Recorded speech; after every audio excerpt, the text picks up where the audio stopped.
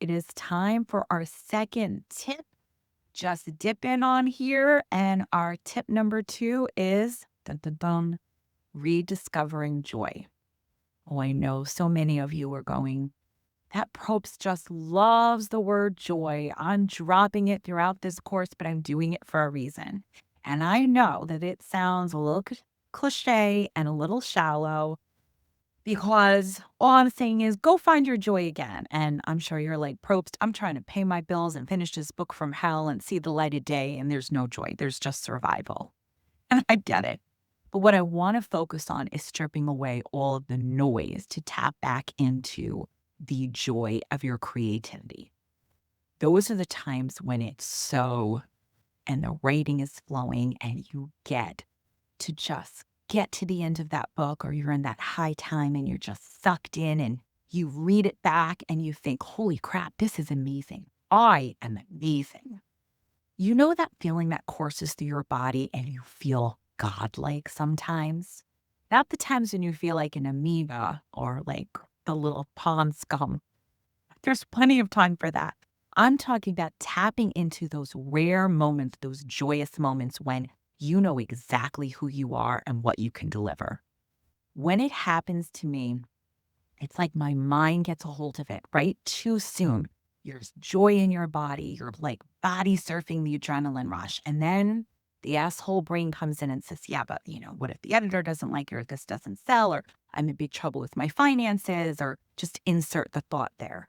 And then the good and the joy is just like gone, right? And I hope that's just not me, but I'm sure a lot of you have experienced this. So, what I've been doing lately is I started to watch myself more, almost like a subject case. I step away from my mind, I try to detach a little bit, and I watch how I can tank all of the good stuff and all my pure love for the work way too soon. And there's reality out there that we need to face, but we also get to choose joy. We get to choose to feel that good feeling much longer in our bodies, in our souls, without letting our mind hijack us. And we can, because I began to cultivate it and I saw a huge difference with my mood and my day to day dealings with writing. So I force myself to stay in joy more. I celebrate smaller things that I'd gotten used to discounting. I appreciate and I use gratitude a lot more. And again, gratitude, hashtag blessed. Yes, I know it's a bit of a cliche, but what happens with gratitude, what happens with looking at when you're feeling that joy in your life is it brings in new energy. It brings in more positive energy, and your body actually soaks it in, almost like sunshine. So make yourself be more appreciative today. Don't depend on the world to do it for you or somebody else to give you a compliment or make you feel good. I mean, God knows if I waited for my husband to send me flowers to feel good, that would just never happen. It is our job to treasure and celebrate our muse who works hard for us and shows up for us. And when I watch myself spin out, I can see it now and I can course correct. I treat myself to a little bit more rewards at the end of a book or the end of a chapter or release day. Instead of going on social media and seeing how wonderful everybody is killing it and then making yourself feel bad, I stay away. I go into my little email of readers who have loved my stuff, or I just kind of sink myself into places that make me smile. And if it's a bad day and I'm only getting 100 words on the page or no words on the page, I tell myself I get to restart. I get to do admin. I get to do other things, and everything is going to move me forward. I give myself a break.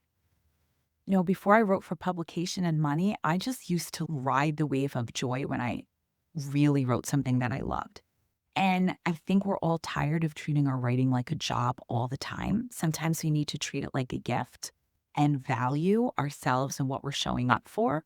So remember, where focus goes, energy flows. So if you focus on the good and feeling good in your body and what you did for the day in any way possible, what happens is your mind ends up catching up.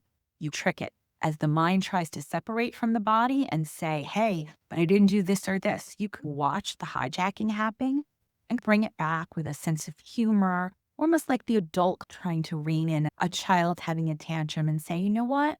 We did good today. We did the best we could. We showed up. We had some happiness. It's all good.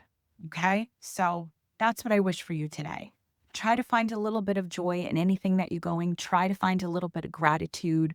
And even sometimes when you're writing down your gratitude journal and you're a little grumpy, I mean, sometimes I just put my dogs and I can't help but smile. I'm like, yeah, what would I be without my dogs or without a joke or without a friend? So anything that gets you back on the path is gold. So that's what I wish for you today, guys. Joy. Go out today. Your homework assignment is to find joy. Don't sit in the chair and wait for it. Go find some.